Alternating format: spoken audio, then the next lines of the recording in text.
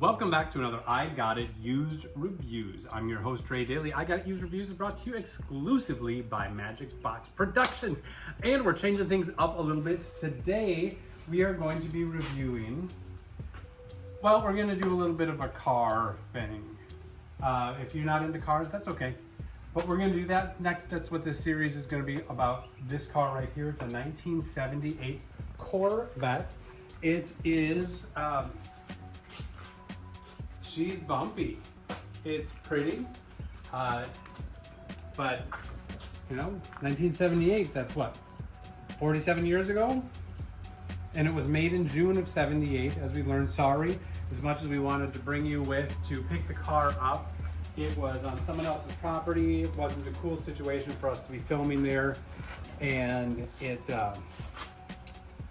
was a bit of a white knuckler bringing it home. The car's been in the field since 2000, and they're not exactly sure how much it was driven prior to that. It was Grandpa's car, not my grandfather's.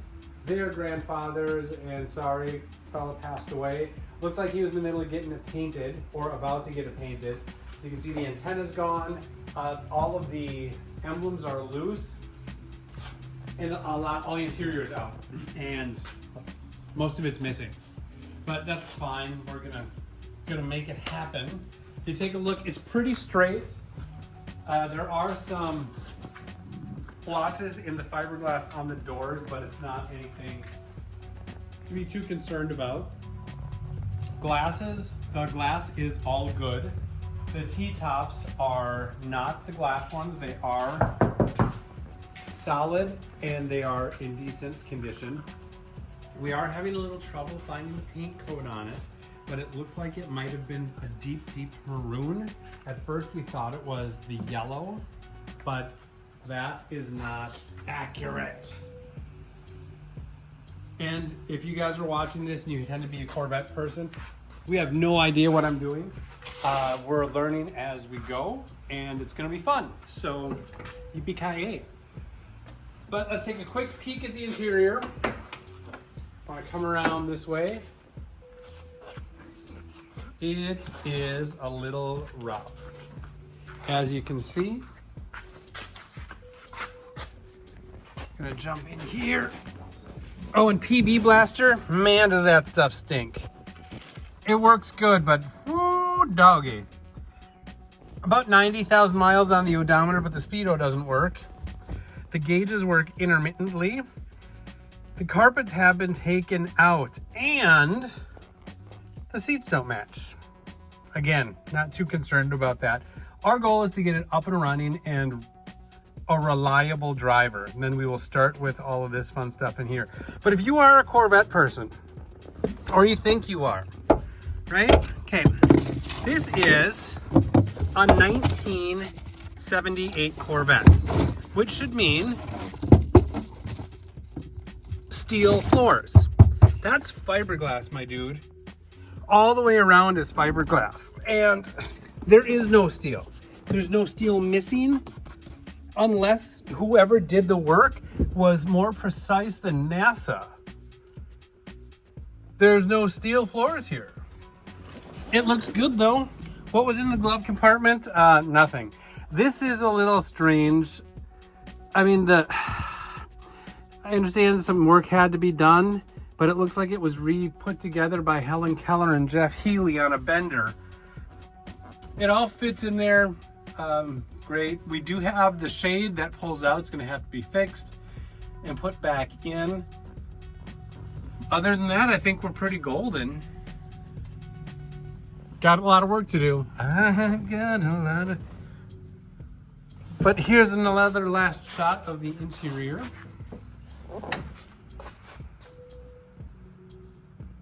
We are now going to open up the hood. Everything seems to be in good shape here. The headlight situation is, they kind of work. There's a vacuum leak. We've already made a decision, talked about it. If we can tighten it up for cheap and easy, we're gonna ride with that. If it's gonna cost a few $100, we're gonna switch them over to the conversion kit.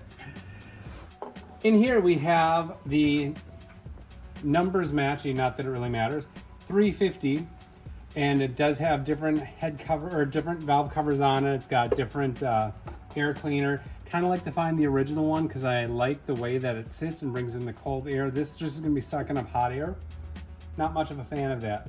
If you look down in here, where it is metal is extremely clean. There is a little bit of a power steering leak. It looks like when it was painted yellow, someone tried real hard, okay? And God bless them for it. But they painted the block, they painted part of the transmission, and they did do the door jambs and then painted them black on top of it. So some stuff to be dealt with. I don't know if I didn't know this. The headlights and the heater are both run off a vacuum. If you have any vacuum leak at all, none of it works. It doesn't work. It doesn't work. Why do you need a vacuum hose on your headlight switch? Nobody needs that. So, I know for sure there's a vacuum leak up here, and I know there's a vacuum leak down there, and I know I can't shut the fan off unless I pull the wire. So I know there's a vacuum leak there, and that was just a little tiny hose, and that's broken. It's fine. These are, I know they say pretty simple. This should be a pretty simple car when it comes to wiring it. We need to make it go, we need to make it stop, and make the lights light up. It looks like the emissions system has been deleted. It's 78, so there should have been an air pump here, and there should have been some more vacuum lines, just what we need, right? And then over here is a form of one EGR system. Good deal. Also, this is supposed to have a quadrajet on it, for those of you who are interested. We're just gonna take a little peek. It's not a quadrajet under here. That is a, what is it, a Carter or a Weber? It is it's the Carter aluminum 4-barrel competition carburetor. It is the competition series. It works well, okay? Don't get me wrong, it works well, and I don't know my butt from a hole in the ground when it comes to some of this stuff, so I've been doing some research. From what I see, this was like a desirable carburetor on like late 60s models. I don't know. It seems to be working fine. I'm gonna probably want to switch it over to something else because it is missing all of the vacuums, or we can just plug them off and not use them. We'll see how it goes. But first priority is to get it up and running and driving well. To do that, we need to do some just general maintenance. We need to start from scratch. All the fluids need to be changed. The tires, oh yeah, let's take a look at the tires. Delta GT Road Max. She's a beaut. Clock, look at this meat. That is a hardy tire, and it's not dry rotted that bad. We know they're old. I couldn't find a date code on it. I'll look a little harder. Maybe I'll find some when we bring a flashlight out here. But it still has the sticker on it. It still has the nubs on it. So I don't know if old boy, put tires on it, put it in primer, and then decided to stop working on it. But there it is. I don't know if it's going to start. I'm gonna try, and we'll see.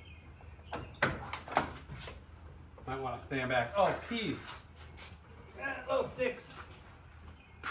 One key, and it is an old ass key.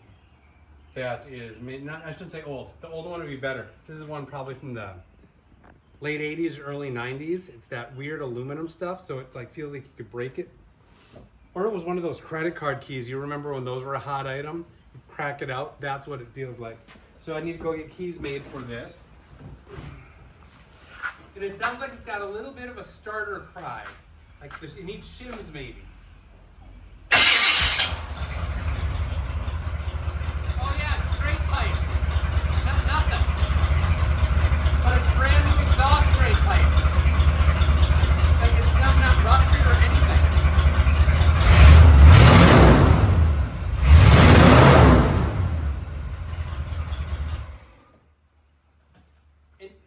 You can't hear it. I know you can't.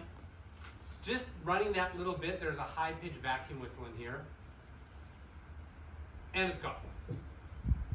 But yeah, it's got some weird stuff going on that we're gonna have to do a little automotive archaeology. And I'm gonna grab it here. I wanna show you this and see, again, hoping that we got some Corvette guys out there or gals. Take a look under here. Okay. There is no rust in the rusty places. The bird cage doesn't have any rust in it. And I just learned those terms, everybody. That's the cage that holds the fiberglass to the frame and it keeps the people in it. It's shaped like a smart car just about. And I need to find look at the gas tank. I mean, it's smooth metal. The spare tire tub needs to be replaced because I don't have one. Oh, I take that back. It is straight pipes, but it looks like it got cherry bombs on it. Yeah, that's got to go. I know a lot of people like that, but I need to be cruising this to work. Me driving this to where I work is already going to be weird. But that is going to do it. And I mean, gosh darn it. It looks like it has new lines. And look at the bolts on the bushings over there. They're still silver. This has been off the road completely since 2006. Or sorry, 2020. 2020, so it's been off the road for 6 years. And in northern Minnesota. Good gracious. So yeah, there's some bugs to it. And it's got some weirdness, like why does it have a fiberglass floor? Anybody? I don't know. But it does. Why does it have an emblem? Now I know 78 is the anniversary edition, but this emblem, unless they just found an emblem somewhere because the gas tank didn't match, this might be a Frankenvet. Hey Frank, not its name though. But yeah, that's what I got. Oh, and the gas that's in it, oh, I can't believe it runs on it. That's no joke. It's thick and cloudy. Ugh. Smells real nice. But that is it. We'll bring you back when we get working on it. What do we find in it? Oh, Star Wars box set, VHS. Yep, all three. Episode 4, 5, and 6. Luke. Which is funny because this is a 78, and that's the same year Corvette that was in Corvette Summer, starring, who was it? Mark Hamill. And I was like, well, I'll be goddamned. You gotta be pooping me. I have the rally wheels, all 4 of them. And Corvette seat on the driver's side, not Corvette seat on the passenger side. And there's some work to do, kids. There is some work to do. That is going to wrap it up for us on part 1. That's the reveal. That's what we got to work with. We'll see you back.